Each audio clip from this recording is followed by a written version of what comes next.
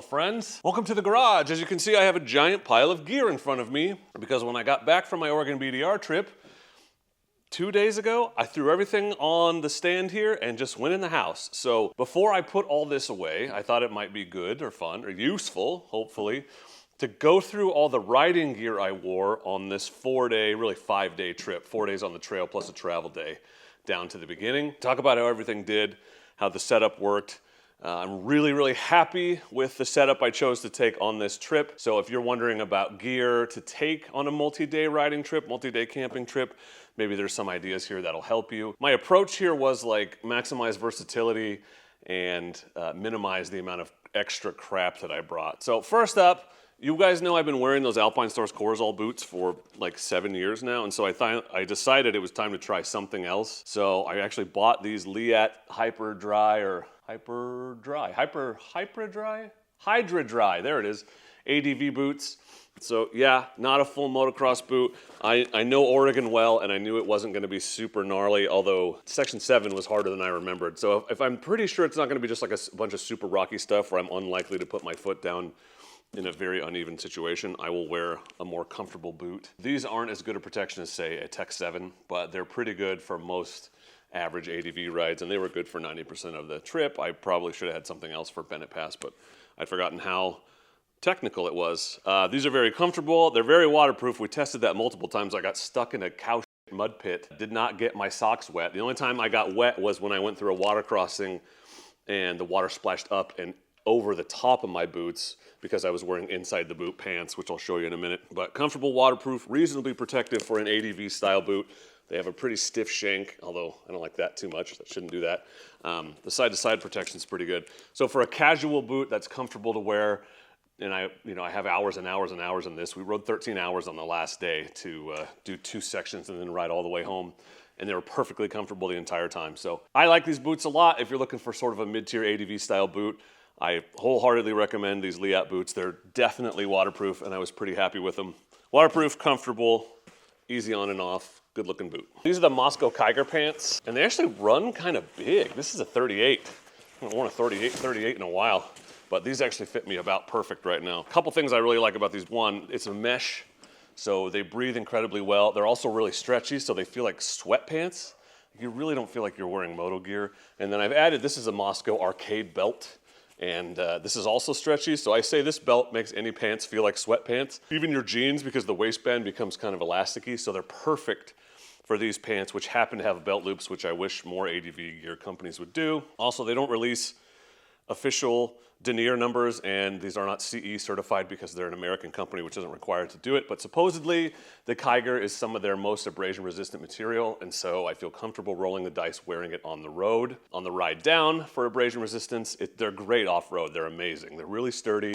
They breathe really well. They're very comfortable. Plenty of room for knee pads underneath. They have 2 pockets, which is great. They look cool. I will say the mesh is definitely open. I got stung by a wasp on my inner thigh while I was wearing these. I still don't know how that happened. It was in this area on the first day, so I was dealing with that the whole trip. But other than that, they were perfect, great, very comfortable, flow a ton of air. I love these Kiger pants. I wore these, I had a black pair all last summer, and then I've been wearing these all this summer. My favorite summer riding pants across the board are these Kiger pants, so well done, Moscow. They're not cheap, but boy, are they worth it. These are the knee pads I wore underneath. These are EVS knee pads. These are the Travis Pastrana 199s, and I like these because they're a little harder, so if I go down on a hard rock or something, I know it's probably not gonna penetrate it, but they're still pretty pliable and flexible. They've got really good padding on the inside. They don't shift around too much. I've had ones where it's like rub you raw in certain places, and I wore these 5 days in a row and did not really have any raw spots, so pretty happy with those. They fit perfectly underneath the Kiger pants. Very comfortable. They've held up to the many miles that are on them, and I'm pretty happy with them. Dork on the Road neck gaiter, duh. Actually, I forgot to wear this the first day because when I packed everything up, it was inside my jersey and I didn't realize it, and I put it in my camping gear bag. And dude, not having it for a day, I felt so naked. My neck got sunburned. I couldn't soak it in water and cool myself off. Couldn't clean my glasses off, all that stuff. So highly recommend. Doesn't have to be a Dork on the Road neck gaiter. I just like these because I got them made out of that kind of jersey material that I really like. And they're cheap. Any neck gaiter will do. These are a little bit wider for my fat neck, which I also like. These are great, highly recommend. Moto Camp Nerd sells them. Link in the description. These are my favorite gloves, the Climb to Car gloves. because they're pretty light, so they're okay for off-road. They have decent double-stitched leather in the palms, but I can use my phone with these, and so many other gloves claim to be touchscreen compatible, but these are they're 90% as good as just my bare fingers, which when I'm riding and taking pictures all the time is pretty important. But I will say, not super impressed with the overall longevity of these. I got a hole in that one, and they're in the same places too, along the seams.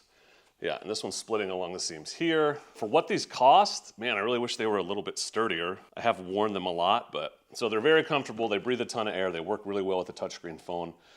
And I think they're reasonably protective enough. I probably should have something better for the road, but they're pretty good for off-road. Mixed review on those. I do wear them a lot though. These, oh my God. I've been thinking about doing a review video on these. It's just, I think it would come off as insincere because I like them so much. These Arclight goggles, glasses, call them what you will, are spectacular. I don't understand how they're so good. They're 90% as good as goggles. I didn't take a pair of goggles with me on this trip. I just wore these. They'll block most of the dust.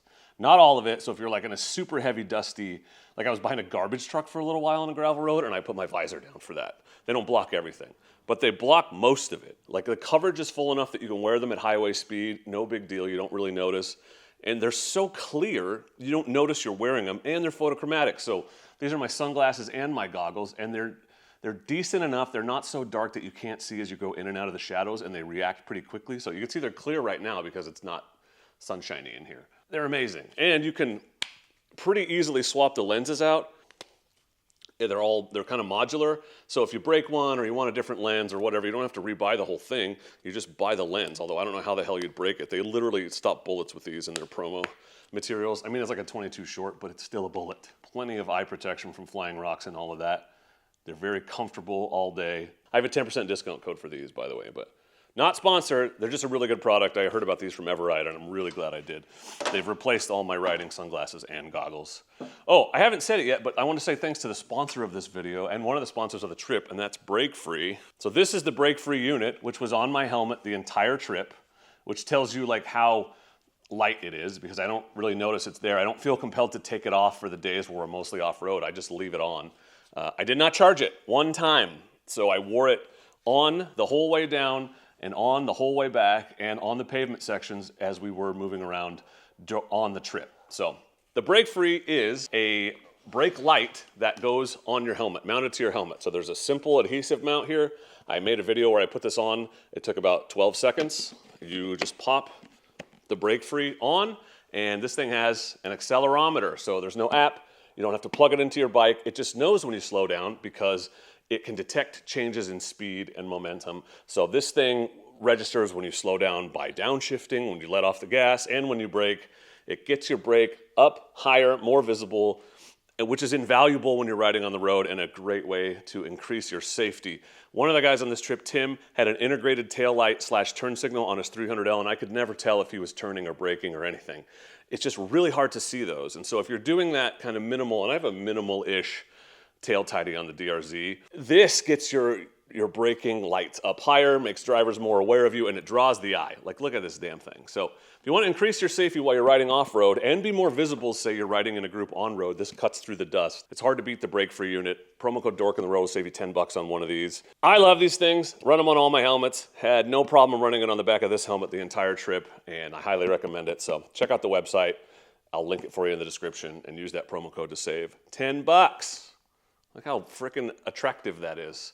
You can't not look at it. You can't look away. And of course, as always, the helmet I was running it on for this trip was my Liat 9.5 ADV. This is my favorite ADV helmet of all time. It's incredible. It's very comfortable. It comes with a ton of extra crap. It has a fidlock buckle. And one feature I got to use on this trip on the way down was the visor comes off super easy, just like that. So I took it off for the road down so that this thing wasn't flapping around in the breeze at 70 miles an hour. And then when we got to the off-road sections, I just put it back on. I just literally strapped it to one of my bags. Very easy. It's not that this is hard, it's that I can't see because I'm old and I have to wear reading glasses now, so I can't see up close. But it goes on and off that easy. Super comfortable all-day helmet, no pressure points. Love this thing. And the 8.5, I have one of those too. It's just as good, or nearly as good. It's slightly heavier and doesn't have the fidlock buckle, but fantastic product. Not cheap, but it's a real buy once, cry once situation. Hydration pack-wise, I've been wearing this Moscow Ape Cat harness for a few years now, and I love this thing for a few reasons. One, you'll notice there's nothing on your back, like in this area, so that, you know, when I wear a regular hydration pack, I get a real sweaty spot on my back underneath it, so it just doesn't feel as good because the air can't flow all the way through, even if you're wearing full mesh. This thing sits low in your back. You don't really notice the weight when you're sitting down, and it flows way more air. So I like that, and I also like that it's got these pouches that I've got wrapped around to the front of me. So this one has sunscreen and my extra camera batteries and just stuff that would go in a tank bag, but I'm not running a tank bag. So it's easily accessible. Decent storage, very comfortable, not a cheap pack, but very durable, works great, super comfortable. I haven't used anything else really like this. It's got a 3-liter hydration pouch, tons of room for, I keep toilet paper and my extra water filter and some jerky to keep my snacks in there. So I like this Ape Cat harness a lot. It's been great for me. Jersey-wise, I had 2 jerseys. So this is just a Moscow jersey. Any jersey would work.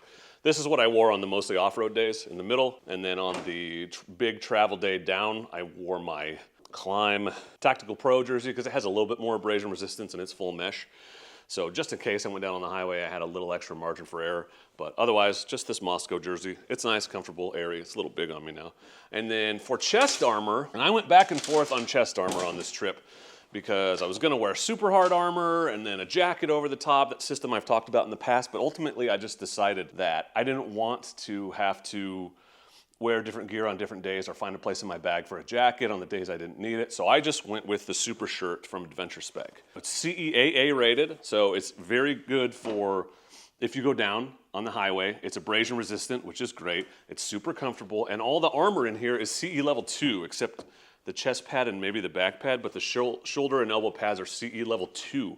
So they're rated for like really big impacts, or at least more impact than a CE level 1, which you typically find even in an ADV jacket. So this thing is exceptionally protective for what it is. It's very comfortable, it's flexible, you feel good wearing it. It doesn't breathe as well as just a jersey and maybe some hard armor, but it breathes pretty well for what it is. And once you start to sweat underneath, and you will, then the evaporative cooling is great because it traps that sweat so the air doesn't flow through as freely and it cools you off a little bit better. So you're really hot at first, and then you start to sweat, and you're pretty comfortable. It stinks, but you can wash it, so I've been sweating in it for 5 straight days. But you can take the armor out and throw it in the dishwasher. Dishwasher? Why would you do that? Washing machine. So I was very happy with this Adventure Spec super shirt. I've been wearing this a ton since I got it. They sent this to me, so thanks to them for that. But this is a great all-in-one solution because it's both abrasion and impact resistant in a comfortable package. I wore this on the entire Arizona BDR as well. Pretty happy with that Adventure Spec setup. Socks, I just wear darn tough, tall socks. Wool socks so that they don't stink. They breathe pretty well. So those merino wool socks are really good. And that's about it. I didn't wear a t-shirt underneath this. This goes directly up against your skin. That's it. That's my whole setup. So long video, I think. I'm talking a lot. But that is the gear I wore on this Oregon BDR trip and how I felt about it as I used it. Really happy with the whole setup. Honestly, I felt really good. This is like my 7th BDR. So I'm getting better at paring down and like choosing what I need. We got lucky because it wasn't really over 90 degrees the whole time. This was the most comfortable temperature-wise BDR I think I've ever done. At least one that I camped the whole way. That wasn't a guided trip. So really happy with this setup in up to 90 degrees. So if you are interested in any of these pieces, I'll link them all in the description for you so you can check them out. Some of those will be affiliate links. So if you want to support the channel, if you end up clicking through anything you buy, both if it's one of the things I have the link for or anything else on those sites, I'll get credit for. So I appreciate that support. It's a big part of what makes it so I can do this full time. And thanks again to Break Free for sponsoring this video and the channel. I met those guys at Touratech. They are super nice guys, like really, really nice guys. Happy to be supporting another small business, just trying to, you know, make a living and get their idea off the ground. These guys were on Shark Tank, did you know that? So check that out, put a link to that in the description for you, but that is my riding gear from my Oregon BDR trip. And those Oregon BDR videos are coming very soon. We did the whole route in 4 days, start to finish. It was a good time. Can't wait for you to see the videos. But for now, and as always, I just want to say thank you very much for watching. And please do not forget to be excellent to each other. Thank you. Excellent!